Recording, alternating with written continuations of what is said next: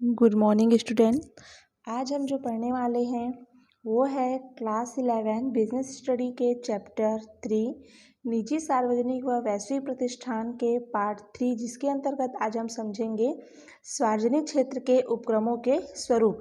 तो देखिए, निजी क्षेत्र पहले हम क्या समझ रहे हैं सार्वजनिक क्षेत्र के, लेकिन उसके पहले हमने क्या पढ़ लिया था, निजी क्षेत्र के उपक्रमों के स्वरूपों को हमने ज्ञात कर लिया था। ठीक है, तो देखिए निजी क्षेत्र के उपक्रमों के स्वरूप के अंतर्गत किसको किसको शामिल किया गया था।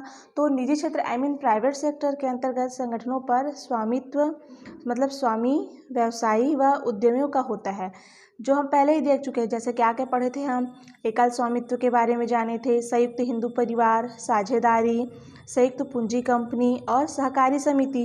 जैसे एकल स्वामित्व मतलब जिसमें केवल एक व्यक्ति का अधिकार होता है, संयुक्त हिंदू परिवार अर्थात जिसे क्या कहा जाता है, जिसमें परिवार के लोग मिलकर क्या करते हैं, इस व्यवसाय को चलाते हैं। साझेदारी पार्टनरशिप में जो होता है ना। उसी प्रकार से संयुक्त पूंजी कंपनियां, सहकारी समिति, इसके बारे में हम पहले अध्ययन कर चुके हैं। आज हम जो पढ़ने वाले हैं वो है सार्वजनिक क्षेत्र के उपक्रमों के स्वरूप। तो सार्वजनिक क्षेत्र के उपक्रमों को सरकार द्वारा क्या किया जाता है, संचालित किया जाता है। और इसके उपक्रम कौन कौन से हैं, तो विभागीय उपक्रम, सांविधिक निगम और सरकारी कंपनी है। जिसके अंतर्गत आज हम जो पहला समझने वाले हैं वो है विभागीय उपक्रम। ठीक है, अर्थात सार्वजनिक क्षेत्र के उपयुक्त तीनों स्वरूपों में से कार्य एवं प्रकृति के राष्ट्रहित को ध्यान में रखकर विभिन्न प्रकार के जो कार्य, उत्पादन और सेवाएं किसी एक उपक्रम को सौंपा जाता है। ठीक है, उसी का आज हम क्या करेंगे, विवेचना करेंगे। ठीक, तो सबसे पहले समझते हैं हम क्या, विभागीय उपक्रम डिपार्टमेंट ऑफ अंडरटेकिंग। तो देखिए क्या बोला जा रहा है, इसका आशय क्या बोला जा रहा है, विभागीय उपक्रम को राजकीय उपक्रम भी कहा जाता है।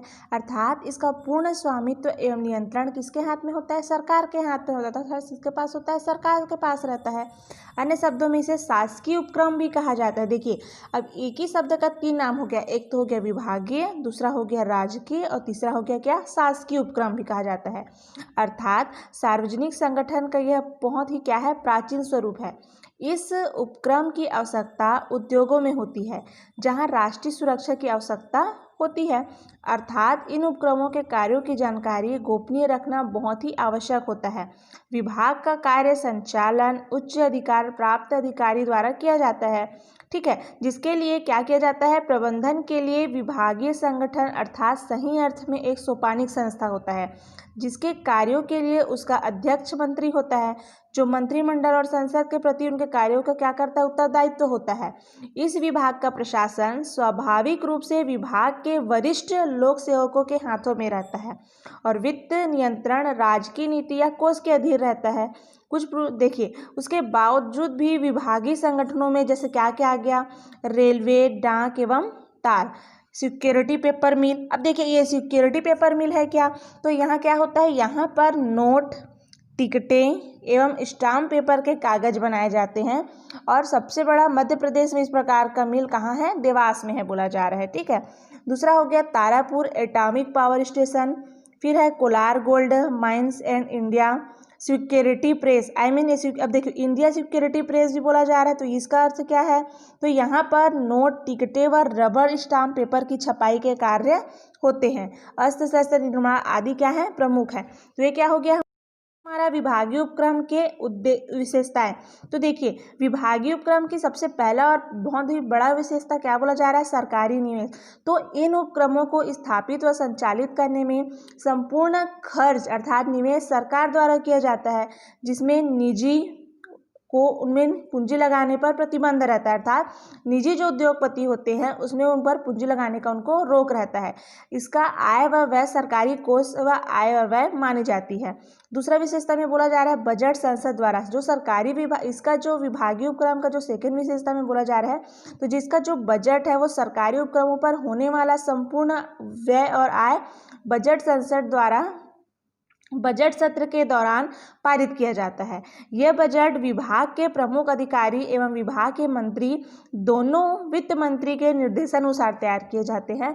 ऐसा बजट पारित होने के पूर्व संसद में रखकर इसकी जानकारी समस्त मंत्री एवं सांसदों को दी जाती है। ठीक है। तीसरा इसकी विशेषताएं हैं कर्मचारी। तो देखिए, विभागीय उपक्रमों में कर्मचारी केंद्र सरकार के लोक सेवक होते हैं। इन्हें केंद्र सरकार संघीय लोक सेवा आयोग द्वारा चयन करती है। चयन का ढंग सामान्यतः अन्य लोक सेवाओं की भांति ही होता है। चौथा विशेषता में है इसका नियंत्रण। तो देखिए, उद्यम पर पूर्ण नियंत्रण विभाग के सर्वोच्च अधिकारी का होता है। इस अधिकारी पर नियंत्रण रखने, आवश्यक सलाह देने के लिए संबंधित मंत्री का अध्यक्षता में 2 या 3 संसदीय एवं निगरानी समिति या सलाहकार समिति भी बनाई जाती है। कितने संसदीय? 2 या 3 संसदीय एवं निगरानी समिति बनाई जाती है। पांचवा इसमें जवाबदेही। तो देखिए, जवाबदेही में क्या बोला जा रहा है? इन उपक्रमों की संपूर्ण जानकारी देने के लिए विभाग का मंत्री जवाबदेह होता है, क्योंकि विभाग में किसी भी प्रकार की गड़बड़ी या अनुशासनहीनता के लिए विभाग के मंत्री को नैतिक रूप से जिम्मेदार बनाया जाता है। तो ये क्या हो गया हमारा विभागीय उपक्रम की विशेषताएं हो गया। अब हम समझते हैं विभागीय उपक्रम के लाभ। तो देखिए, विभागीय उपक्रम का पहला लाभ है पूर्ण सरकारी नियंत्रण। इसका पूर्ण नियंत्रण किसके हाथ में होता है? सरकार के हाथ में। इसलिए इसका हमको लाभ प्राप्त होता है, क्योंकि इन उपक्रमों पर सरकार का पूर्ण नियंत्रण होने से सरकार अपने आर्थिक, सामाजिक एवं राजनीतिक उद्देश्यों को पूर्ण करने में सफल हो जाते हैं। दूसरा इसका लाभ है गोपनीयता। चूंकि समस्त कर्मचारी सरकार के अधीन रहते हैं, अतः उपक्रम में संपन्न होने वाले समस्त कार्य एवं नीतियां अत्यधिक गोपनीय रहती है। विशेष रूप से सुरक्षा से संबंधित विभाग में गोपनीयता एवं महत्वपूर्ण घटक होता है। ठीक है। तीसरा है आपका जन सेवा एवं सुरक्षा उद्योगों के लिए उपयुक्त। तो जैसा कि मैं आपको पहले ही बता चुकी हूँ कि किसी भी सरकार का उद्देश्य क्या होता है? जन कल्याणकारी कार्यों को करना होता है। भले ही इसमें सरकार को हानि हो, ऐसे कार्यों को केवल सरकारी क्षेत्रों से ही किया जा सकता है। सुरक्षा से संबंधित उद्योग को सरकार के अधीन रखने का अधिकार सरकार को प्राप्त है, अतः सरकारी उपक्रम जन सेवा एवं सुरक्षा जैसे कार्यों के लिए उपयुक्त होते हैं। चौथा इसमें लाभ है साधनों का सदुपयोग। देखिए, ये उपक्रम पूर्णतः नियंत्रित व अनुशासित होते हैं, वित्त मंत्रालय से संबंधित रहते हैं। इस कारण इसमें संपूर्ण साधनों का उपयोग क्या होता है? संभव रहता है। फिर अगला पॉइंट बोला जा रहा है उचित एवं नियमित सेवा। तो शासकीय कार्य उचित एवं बिना किसी भेदभाव के नियमित रूप से चलाते रहते हैं, जबकि निजी क्षेत्रों के लिए यह ध्यान रखना बहुत आवश्यक होता है कि सेवा के दौरान लाभ हो रहा है कि नहीं। जैसे कुछ वर्ष पूर्व 25 पैसे के पोस्ट कार्ड में सरकार को हानि होने के पश्चात भी जनहित की सेवा नियमित हो रखी गई थी। अगला लाभ में इसमें है क्या? शोषण का अभाव। तो चूंकि कर्मचारी एवं अधिकारियों को पर्याप्त वेतन एवं सुविधाएं उपलब्ध होती रहती है तथा सेवानिवृत्ति के लाभ भी दिए जाते हैं, अतः कर्मचारी को समाज के अंग होते हैं, उनका शोषण नहीं हो पाता। साथ ही भ्रष्टाचार से मुक्त होने के उद्देश्य से उन उपक्रमों की स्थापना की गई है। किंतु वर्तमान में सर्वाधिक भ्रष्टाचार एवं घोटाला इन्हीं क्षेत्रों में बीमारी की तरह फैल रही है, ये भी बोला जा रहा है ना। तो देखिए, ये क्या हो गया हमारा विभागीय उपक्रम के लाभ। अब है आपके विभागीय उपक्रम के दोष हानि। तो देखिए, विभागीय उपक्रमों की स्थापना का उद्देश्य अत्यधिक लाभकारी एवं जन कल्याणकारी कार्यों के हित के लिए किया गया था, किंतु स्वार्थी लोगों के कारण एवं जन सेवा में उनकी इतनी बुराइयां ला दी गई कि अब सर्वाधिक खतरा इन्हीं विभागीय उपक्रमों में देखने को मिल रहा है। अब इसके दोष भी हैं। तो पहला है क्या? लाल फीताशाही का बोलबाला बोला जा रहा है। तो देखिए, यह सर्वविदित है कि यह सभी जगह विद्यमान है कि वर्तमान में सबसे अधिक लाल फीताशाही राजकीय उपक्रमों के ही हैं। अधिक कर्मचारी निर्कुंश होते जा रहे हैं। व्यक्तिगत स्वार्थ एवं राजकीय नीतियों के कारण इन उपक्रमों में लाल फीताशाही का बोलबाला हो गया है। दूसरा है राजनीतिक उठापटक, अर्थात इन उपक्रमों का सबसे बड़ा दोष राजनीतिक उठापटक है, क्योंकि राजनीतिक अपने स्वार्थ के लिए इन उपक्रमों की बलि चढ़ा रहे हैं। साथ ही साथ निर्देशों का पालन करने के लिए जनसेवक मजदूर हो जाते हैं। अतः राजनीतिक उठापटक को सबसे अधिक शासकीय विभाग ही प्रवाहित हुए हैं। तीसरा है आपका प्रतिस्पर्धा का अभाव। आप सभी जान रहे हैं कि आज का युग क्या है? कंपटीशन का युग, अर्थात इन उपक्रमों में प्रतिस्पर्धा की भावना का अभाव रहता है, क्योंकि इसमें व्यावसायिक लाभ प्रभावित होता है, क्योंकि वस्तु की लागत अपेक्षाकृत क्या होती है? अधिक रहती है, अर्थात प्रतिस्पर्धा न होने से उदासीनता को बढ़ावा मिलता है। चौथा है लोच का अभाव। तो इन उपक्रमों के सारे नियम उच्च अधिकारी एवं मंत्री स्तर द्वारा तैयार किए जाते हैं, जिससे इसमें परिवर्तन एवं संशोधन करना कठिन हो गया है। जबकि आवश्यकतानुसार बदलने न जाने वाले नियम आप अपने आप में उद्देश्यहीन हो गए हैं, क्योंकि शासकीय उपक्रमों में यह दोष विभागीय उपक्रमों के विकास में बाधा बन रहा है।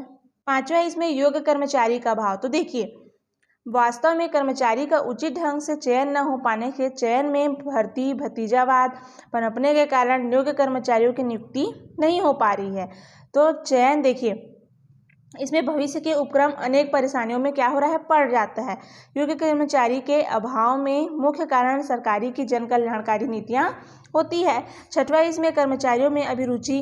तो एक बार उपक्रम में अयोग्य कर्मचारी या अधिकारी चयनित हो जाने पर उनका प्रभाव अन्य कर्मचारी पर भी पड़ता है, अर्थात धीरे धीरे अन्य कर्मचारियों में भी कार्य के प्रति क्या हो जाती है, अरुचि की बीमारी फैल रही है।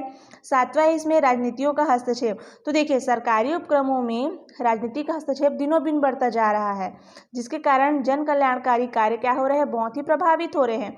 इसके हस्तक्षेप से उपक्रमों की अनुशासनहीनता भी बढ़ती जा रही है, अर्थात कार्य क्षमता में गिरावट तथा संगठन कमजोर पड़ते जा रहे हैं। ठीक है, तो इन बुराइयों के कारण ही सरकार वर्तमान में अनेक सरकारी उपक्रमों को निजी क्षेत्रों में सौंपने की तैयारी कर रहे हैं, अर्थात सरकार द्वारा बनाई गई नीतियां कभी भी गलत नहीं होती है, बस क्या है, इसका क्रियान्वयन नहीं हो अच्छे तरीके से बिना हस्तक्षेप के किया जाए।